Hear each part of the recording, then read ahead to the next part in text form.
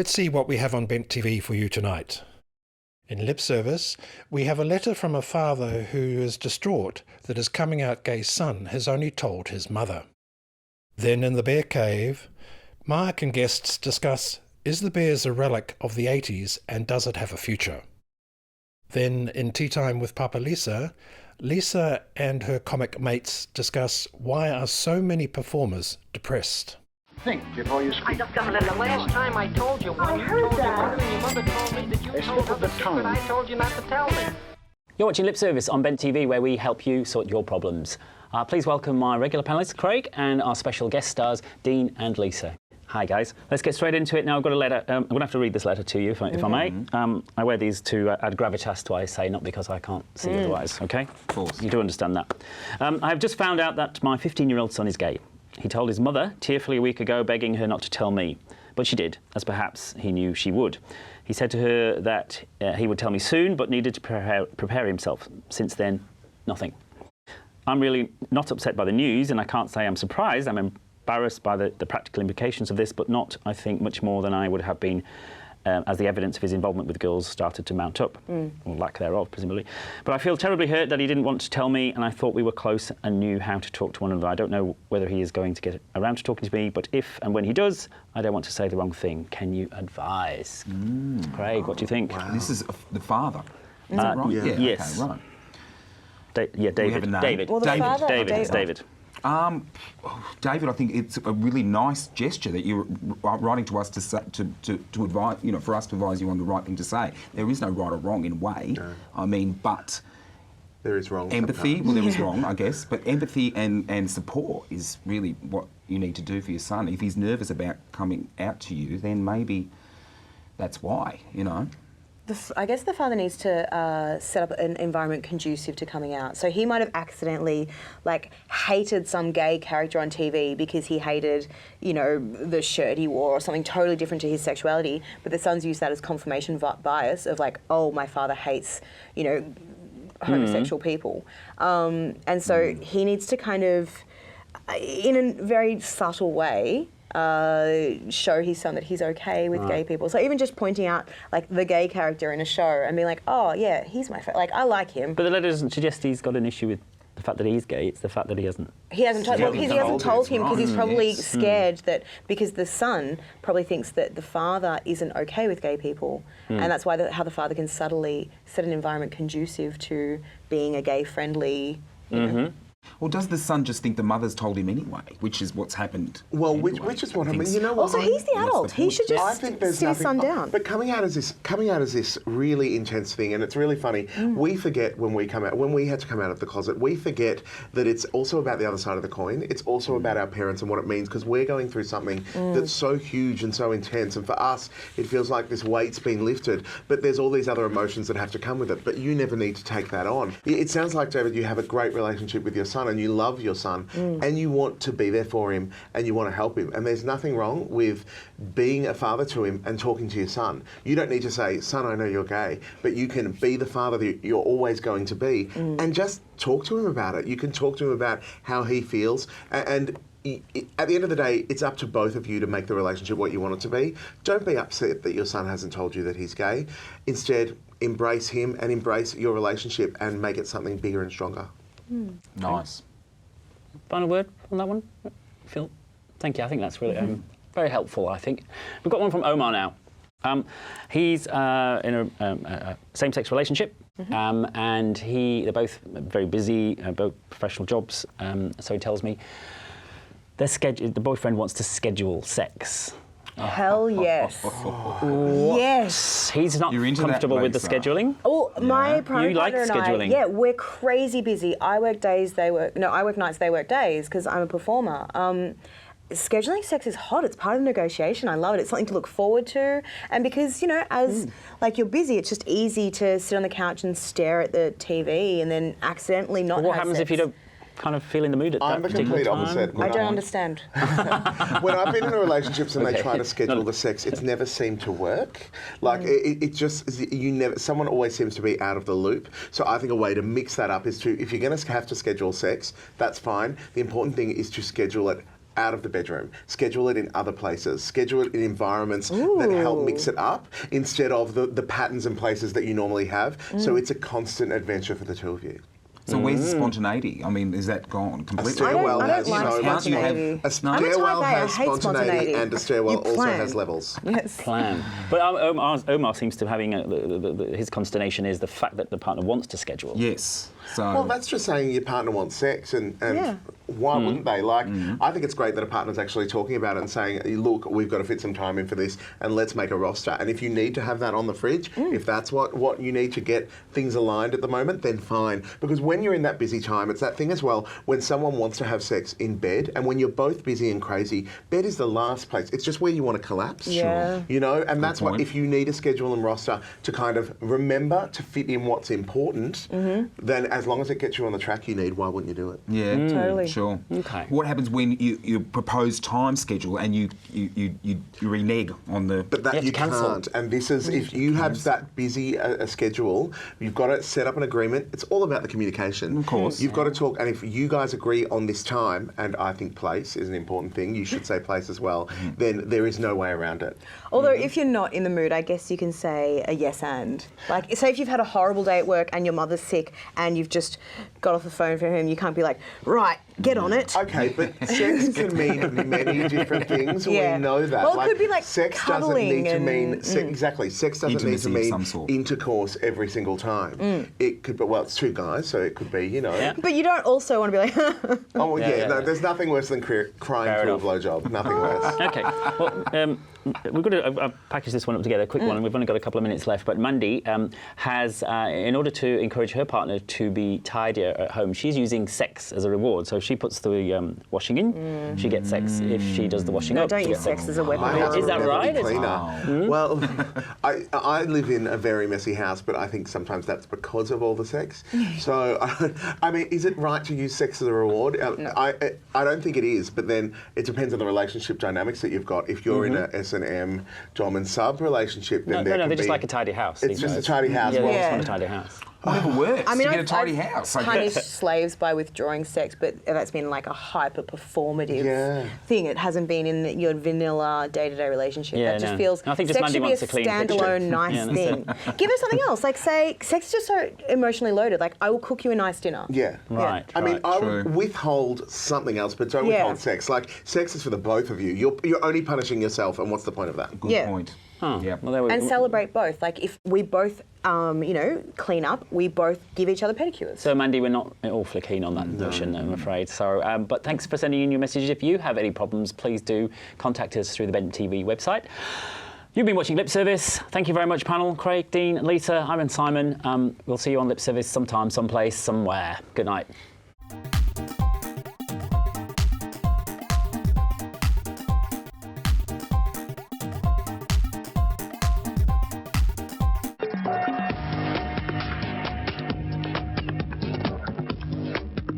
Hi, I'm Mark Hadden, and this is the Bear Cave.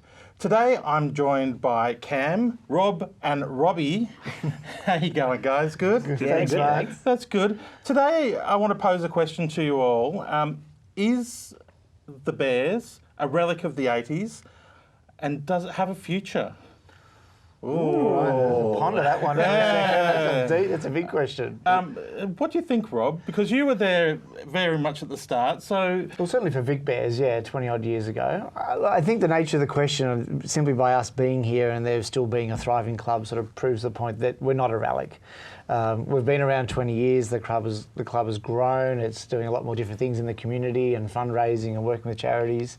So from that alone, I think it's proven it wasn't a fad. It's not like the hula hoops of the 50s or the sushi rolls of the 90s. They're still around a bit.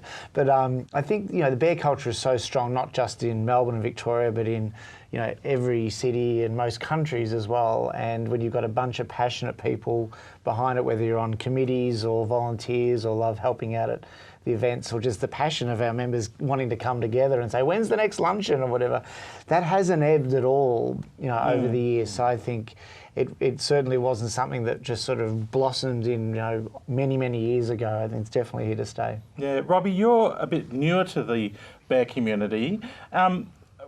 Do you think, how do you see as a younger person coming into the bear community, do you feel that it's a relevant community? Oh, absolutely. I think, and being quite new, you know, even a matter of sort of months that I've really been heavily involved with the bear community, I actually think that through my experience through many of the gay communities, it's one of the most thriving gay communities.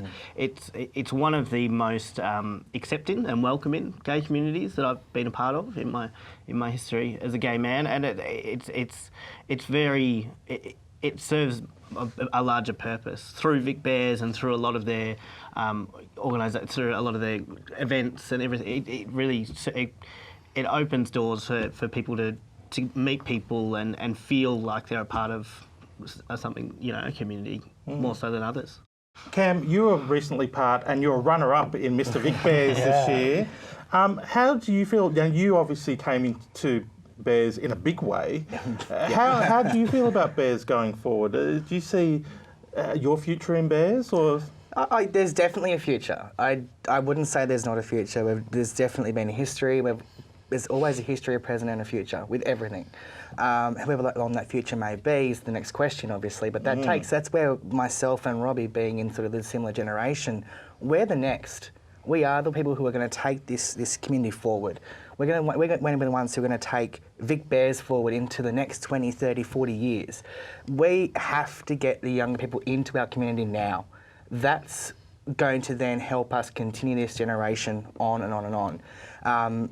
If we don't, the way we're sitting right now in regards to the membership within sort of the community and the sort of people who attend our events, if it was to sustain the way it is now, we'd be gone within the next 10 to 15 years. It's my personal belief on that one as well. But I reckon if we don't get young people into our community and into our sort of our events and our social aspects and everything as well, we're not going to have a future. So I put a call out to everyone who is even thinking that remotely that they may want to be part of our group or maybe want to be part of the community. Just have a chat. Come to one of our events. Meet us. We can certainly show you a really good time. We have some amazing events. Like we have lunches, we have den nights, we have so many events all through the year. And I just think that for me coming to Melbourne, it was a great experience to sort of find a group that I fit into so well, and certainly getting the confidence to then go to participate in the Mr. Vic Bears competition and have a very close competition, which was and very great fun competition as well. Yeah, there was only 2 points there. There was 2 points between us, down like 160 or something points. It's pretty crazy. Yeah, but I think Camm actually raises a really good point. I mean, we're looking at the next generation taking it forward, and in this day and age of apps and homogenisation within to the general wider community, do you see that, because it's always been very isolated almost, do you see that homogenisation and the technology being a problem for the bear clubs in the future, Rob? I don't say there's a problem, and the point Camm raised, I was sitting here sort of jittering a little thinking, you know, we have a time span, and unless we get, you know, the sort of Armageddon, and, you know, as one of the older ones, you know, and elders of the club, and there's many of us in, look, there's a truth to that a lot of our members were there in the beginning, in the early years, but the nature of the club, it welcomes those who are older in generations. So yes, on the surface, it does look like it's a bunch of old guys, but as evidence here, you know, there's a lot of young people coming in. And in fact, to counteract that point, you're right, things like our new app, you know, we found a good platform, we've built some great content, and that's what, certainly, you know, we all you know, have great technology in our pockets and want that instant, like, what's happening, where can I meet up with people? Let's check out the photos. Like filming today is already online. You know, it's on the app, it's on Facebook. I think that's going to help because that's the sort of tools that younger generations rely on and tap into. So as long as we keep relevant, not only in what we do for the people that like to come together and socialise, but interact with our members and our community in a way that they like to receive information, whether it's newsletters or standing up on stage and saying stuff, which, you know, you and I have done as well. That works. But, you know, varying that, I think it will always have a future. And as Camm pointed out, it's certainly getting young blood in, and then those new ideas, and probably Vic Bears in 2025 or 2026 will look different. And that's great, and it should, you know, because it's not as it was when it was, you know, created in '96, all those years ago. So Yeah, I think it'll be a different looking club as community groups should change and evolve to the needs of the community and the people coming in. But it's interesting, every den night, every event, there's someone new that's like coming out or first time at the Laird or didn't know what bears were. The same things that we probably did, way back in our 20s when we discovered it. It still happens. There's still people coming out, and it's great that we are a club and a place that the young guys can come to and feel, hey, I found home, Yeah.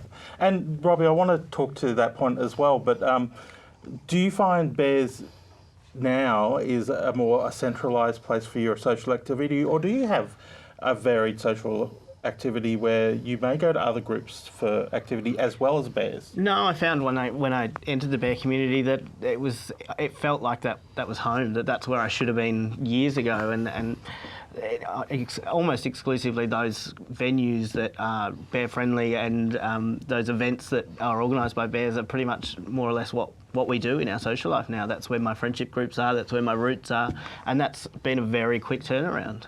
It's that real feeling of, this is kind of these are my people, this is where I belong.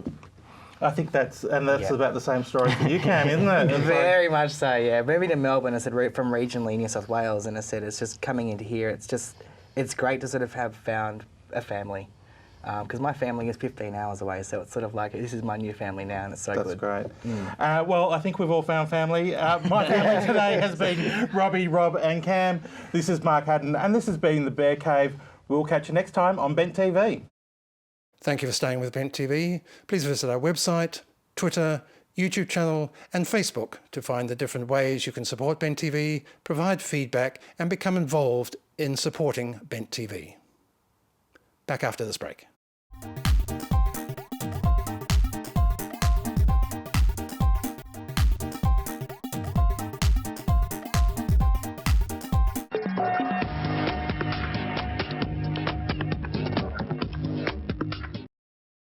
Hi there, welcome to Tea Time with PapaLisa. Compelling conversation and friendship-destroying arguments with my comedian friends. I have Jessie Nio.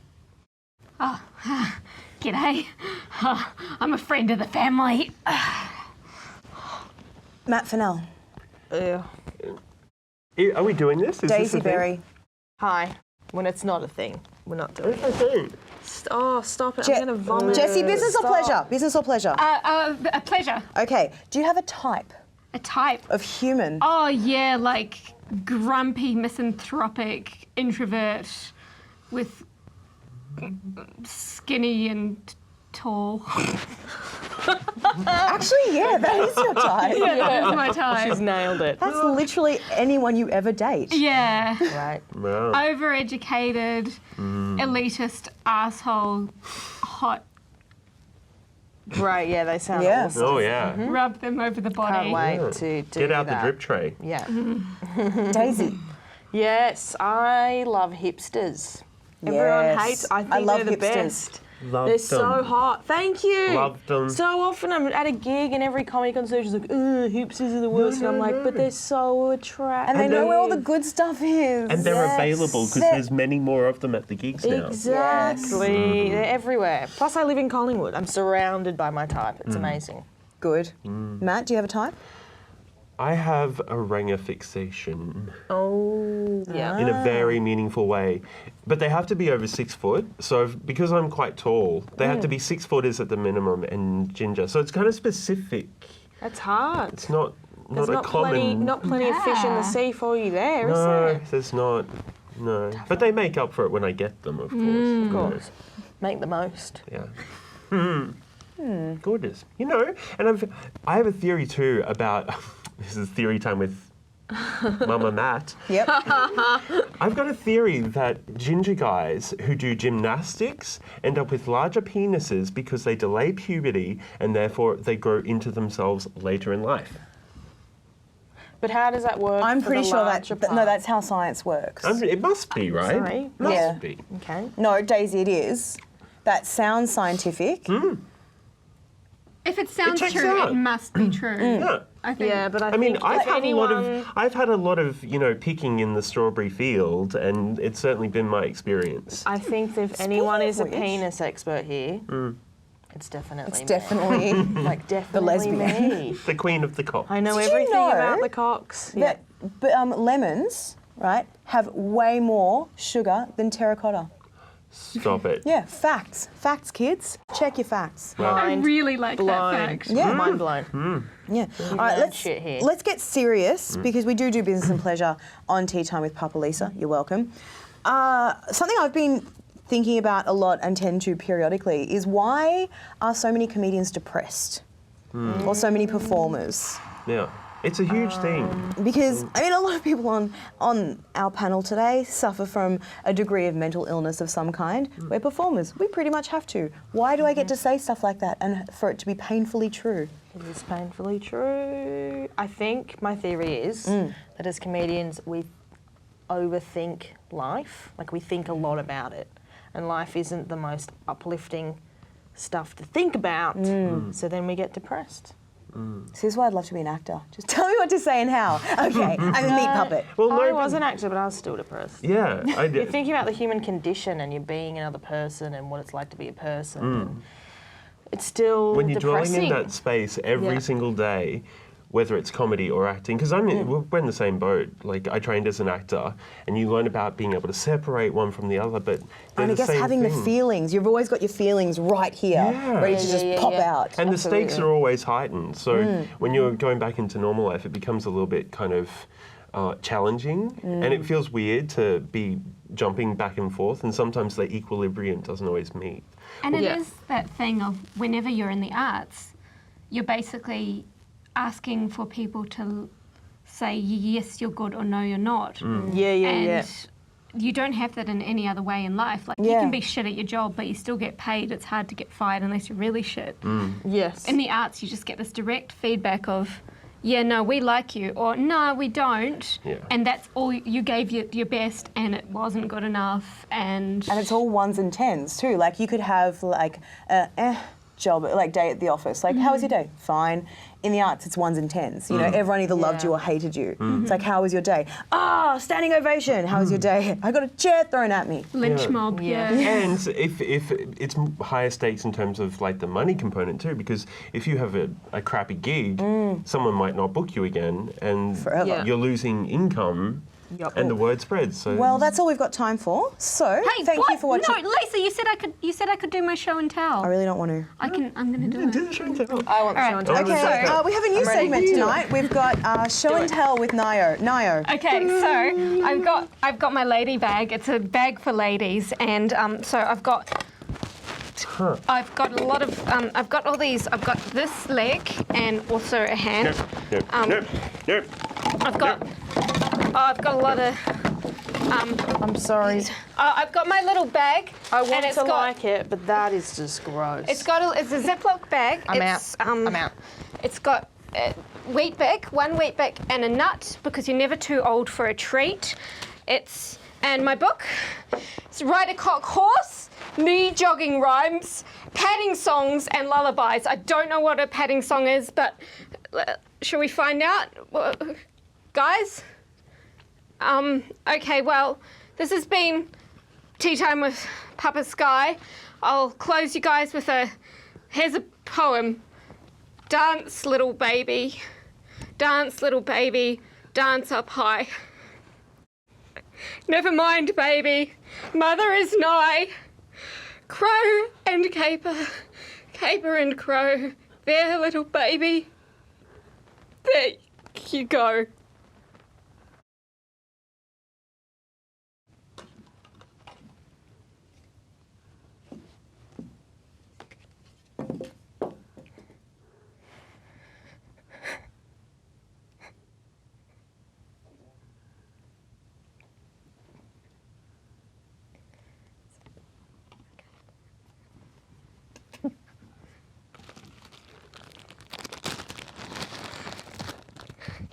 You're never too old for a treat.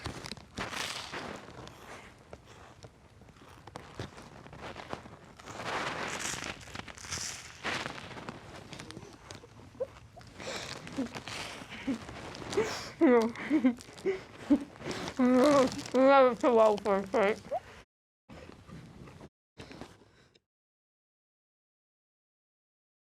That's all the time we have for tonight. Thank you for watching. My name is Gavin Henderson. Please visit our website, YouTube channel, Facebook to keep in contact and support Bent TV.